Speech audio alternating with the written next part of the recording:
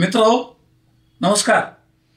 मी सतीश नाडगावडा आपल्या आम्ही शिक्षकेतर या यूट्यूब चॅनलवर आपल्या सगळ्यांचं मनपूर्वक स्वागत करीत आहे. मित्रो, आपला आजचा विषय आहे शैक्षणिक धोरण आणि भाषा सक्ती. आपल्या सगळ्यांना माहीत आहे की सगळीकडे सध्या त्रिभाषा सूत्र हे राष्ट्रीय शैक्षणिक धोरणामध्ये लागू करण्यात आलं आहे असं आपल्याला दिसतंय किंवा सांगितलं जातंय. आणि या त्रिभाषा सूत्रानुसार हिंदी ही भाषा इयत्ता पहिलीपासून अनिवार्य करण्याबद्दल शासनाच्या हालचाली काही पत्रव्यवहारांमधून स्पष्ट झालेल्या होत्या. आणि ज्या सक्ती होते ती भाषा सक्ती होते, तेव्हा विरोध हा उफाळून येतो. आणि असा विरोध ज्या वेळेला उफाळून आला आणि त्याचे सार्वत्रिक पडसाद उमटू लागले आणि ताबडतोब शासनाची भाषा ही नरमाईची सुरू झाली. आणि मग सुरू झाला तो शब्दाचा म्हणजे अर्थात भाषेचा खेळ. मित्रो, कुठलंही शैक्षणिक धोरण जे ठरवलं जातं ते खूप दूरगामी विचार करून ठरवायचं असतं. काळानुरूप शिक्षणाच्या पद्धतीमध्ये होत चाललेले बदल आणि त्या बदलाला अनुलक्षून आवश्यक असलेली शिक्षणाची पद्धती याचा विचार राष्ट्रातील शिक्षण क्षेत्रातील मान्यवर म्हणजे शैक्षणिक शास्त्रज्ञ करत असतात. आणि मग अशा वेळेला अशा विचारांमधून एक धोरण तयार होतं. आणि अशी धोरणं ही आपल्याला वारंवार बघायला मिळालेली आहेत. सगळ्यात अलीकडचं उदाहरण जे बालकांना मोफत आणि हक्काचे शिक्षण अधिनियम 2009 हे 2009ला हा धोरणात्मक भाग, शैक्षणिक धोरणात्मक भाग घटनेच्या माध्यमातून शालेय जीवनामध्ये प्रवेश करता झाला. आणि याच्या आधीचं जे धोरण बदललं ते बदललं होतं 1975 साली. म्हणजे जुनी 11वी पर्यंतची जी माध्यमिक परीक्षा होती ती बदलून 10वी माध्यमिक व 11वी आणि 12वी उच्च माध्यमिक आणि 3 वर्षीय पदवीधर अभ्यासक्रम अशी व्यवस्था 1975 पासून अंमलात आली. ही व्यवस्था अंमलात येत असताना विज्ञान या विषयाला प्राधान्य देण्यात आलं.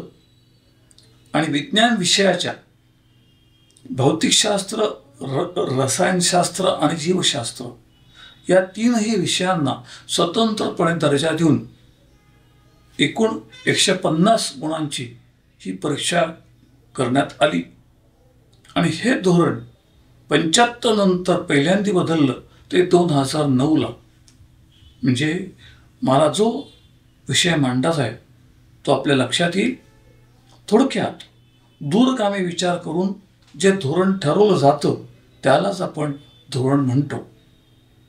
वारा येईल तसं बदलणं याला धोरण म्हणत नाही. जर त्रिभाषा सूत्र अवलंबायचं असेल तर त्रिभाषा सूत्र अवलंबणारच अशी ठोस भूमिका पाहिजे. मग मावळ भूमिका काय कामाची की आता आम्ही नुसतं मौखिक शिक्षण देऊ म्हणजे काय? म्हणजे शिक्षण देणारच ना. पळवाटा किंवा शाब्दिक खेळ करून धोरणाचा बट्ट्याबोळ होतो. बरं, हे जे काय सांगतायत की सदर बाब राष्ट्रीय शैक्षणिक धोरणाच्या संबंधित आहे, परंतु राष्ट्रीय शैक्षणिक धोरण आणि त्याचा जो मसुदा अभ्यासला तर त्यामध्ये त्रिभाषा सूत्र कुठेही उल्लेखाला आढळत नाही, असं जाणकारांचं म्हणणं आहे. मग जर मूळ धोरणातच त्रिभाषा, 3 भाषा हे सूत्र नसेल, मी आपला विषय हा जो आहे हा करताना आपल्या डोळ्यासमोर 1 ते 5 या वर्गांचा आपण विचार करतोय, ही बाब आपण लक्षात घेतली पाहिजे. मग हे सूत्र हवं का नको, उपयोगी आहे का नाही, याचा विचार करायला लागेल. हा विचार करताना आपल्या नेहमीच्या पद्धतीनुसार आपल्या आमिष शिक्षकेतरच्या मंचावरील सदस्यांनी वेगवेगळ्या जाणकारांशी प्रत्यक्ष संपर्क साधला. त्यांच्याकडून जी त्यांची मतं आली त्याच्यामध्ये वैविध्य आहेच, तरी सार्वत्रिक जी बाब सगळ्यांच्या तोंडी आली ती अशी की सदर जो काय विरोध दिसतोय, हा विरोध हा सक्तीला नाही आहे, हा भाषेला आहे. आणि सक्तीला, धोरणाला विरोध नाही, मग भाषेच्या सक्तीला आहे. म्हणजेच थोडक्यात दुरान्वय का होईना, भाषेचा विरोध हा राजकीय उद्दिष्ट म्हणजेच निवडणुका डोळ्यासमोर ठेवून चाललाय, असं या सर्वांचं एक मत पडलं. आपण जर याचा दूरगामी विचार केला तर साधारणपणे आपण जर बघाल तर आपल्या संपूर्ण भरतखंडात दक्षिणेकडची 3 राज्य सोडली तर सर्व भारतीयांमध्ये हिंदी ही भाषा ही माध्यम म्हणून वापरली जाते. कारण इंग्रजी भाषेचा गाव पातळीपर्यंत प्रचार आणि प्रसार झालेला नाही, तसा वापरही होत नाही. एक तर प्रादेशिक भाषा नाही, तर तोडकी मोडकी का होईना पण हिंदी भाषा याचा वापर आपल्या सर्वत्र होताना दिसून येईल. आणि मग जर असा वापर दिसून येत असेल आणि ती भाषा आपल्याला जर अवगत करायची असेल तर त्याचं प्रशिक्षण घ्यायला अडकाठी का? त्याचबरोबर जेव्हा राष्ट्रीय परीक्षांना आपण दाखल होतो त्यावेळेला हिंदी भाषा अनिवार्य आहे. म्हणजेच जर आपण त्या परीक्षांच्या करता दर्जात्मकरित्या, मी महाराष्ट्राच्या विद्यार्थ्यांचा विचार करून बोलतोय, दर्जात्मकरित्या महाराष्ट्राचा विद्यार्थी जर मागे पडला तर हेच राजकीय पुढारी त्यावर ओरडत होते की याच्यामध्ये महाराष्ट्राचा टक्का कमी आहे म्हणून. टक्का कमी आहे, तुम्ही जी भाषा सर्वत्र बोलली जाते ती भाषा विलंबाने शिकवणार. आणि एकीकडे बाल मानसशास्त्रांचा अभ्यास करणारे माणसं काय सांगतात की लहान मुलांचं मन हे संस्कारक्षम असतं आणि त्या वयात त्याची आकलन शक्ती, ग्रास्पिंग पॉवर ही जास्त असते. मग त्याची आकलन शक्ती जास्त असताना त्याला काही नवीन द्यायचं का त्याच्या काठावरती आल्यानंतर त्याला अबकडे सुरुवात करायची, हा विचार आपण पालक म्हणून सगळ्यांनी केला पाहिजे. हरकत काय? आज कुठल्याही वाङ्मयाचा अभ्यास करायचा असेल तर वाङ्मयाला तुम्हाला प्रारंभापासूनच कुठल्या तरी भाषेचा आधार हा आवश्यक ठरतो. जेवढी विपुलता, म्हणजे मी वैज्ञानिक विपुलता म्हणतो, भारताच्या पौराणिक आणि वैदिक ग्रंथांमधनं सूत्रबद्ध केलेली आहे, ते संस्कृत आपण सोडलंय. मग त्रिभाषा सूत्र येताना आपण संस्कृतचं काय करणार आहोत? मान्य करू की अगदी पहिलीपासून संस्कृत ही गोष्ट अवघड आहे, 5वी 6वी पासून सुद्धा अवघड आहे. पण जर आपण माध्यमिक शालांत प्रमाणपत्र परीक्षेचा विचार केला तर पहिली भाषा, दुसरी भाषा आणि तिसरी भाषा या 3 भाषा तिथे पण आहेत. मग जर तुम्हाला माध्यमिक शालांत प्रमाणपत्र परीक्षेला 3 भाषा येणार आहेत, मग त्या 3 भाषांचा अभ्यास पहिलीपासून केला म्हणून बिघडलं कुठे? करायलाच पाहिजे. आणि हा करण्याकरता म्हणून विकल्प असेल तर त्या 3 भाषा निवडावा विकल्प हा आपल्या संविधानिक अधिकाराचा भाग आहे. कारण मातृभाषा ही आपली पहिली भाषा असणारच आहे. दुसरी तिसरी भाषा हा फक्त क्रम ठरवण्याकरता दुसरी तिसरी आहे. कारण इंग्लिश काय आणि हिंदी काय या दोन्हीच्या वेळापत्रकामध्ये शालांत परीक्षा मंडळाच्या इंग्रजी दुसरी तिसरी भाषा आणि हिंदी दुसरी तिसरी भाषा असा उल्लेख आपल्याला आढळेल. म्हणजे कुठली तरी भाषा आपण आधी लिहितो म्हणून ती दुसरी, नंतर लिहितो म्हणून तिसरी. म्हणजे दुसरी भाषा तिसरी भाषा हा गोंधळाचा भाग राहिलेला नाही. सगळ्यात महत्वाचं एक अजून लक्षात घ्या, मुळामध्ये सगळ्या गोष्टींचं जे सार आहे ते कुठे? तर अंमलबजावणीत आहे. शैक्षणिक धोरणाची अंमलबजावणी कोण करतो? अधिकारी करतात? हो, करतात. अधिकारी फक्त सही करतात. मग कोण करतं? तर त्या कार्यालयामध्ये बसलेला जो लिपिक वर्गीय असतो तो त्या धोरणाची अंमलबजावणी आणि पाठपुरावा करताना आपल्याला आढळेल. म्हणजे शैक्षणिक धोरण हे कागदोपत्री अंमलबजावणीत आलं आहे असं आपल्याला दिसेल. उदाहरण, बालकांना मोफत आणि हक्काचं शिक्षण अधिनियम 2009. आजचं वर्ष चालू आहे 25, शैक्षणिक वर्ष सुरू झालंय 25-26. 9 पासून 25 पर्यंत ज्या शाळा पूर्वी 5 ते 10 भराच्या किंवा 5 ते 12 भराच्या त्यांचे 5वीचे वर्ग आजही तिथेच भरतायत. कुठे गेला बालकांना मोफत आणि हक्काचं शिक्षण अधिनियम? कुठे झाली अंमलबजावणी? तर त्या टेबलावर झाली कागदोपत्री, बाकी प्रत्यक्षात नाही. म्हणजे काय झालं?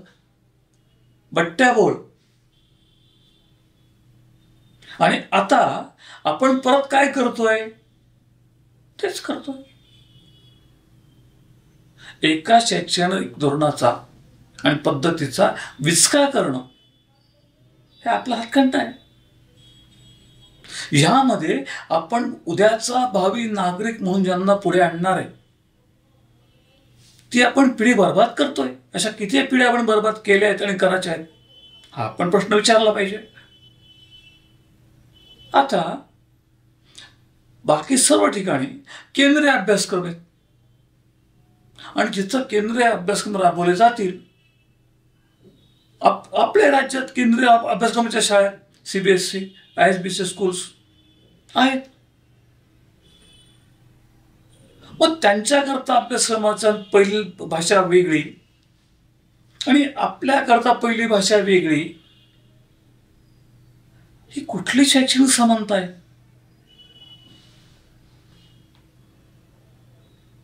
त्यापेक्षा केंद्र सरकारने एक विचार निश्चित करावा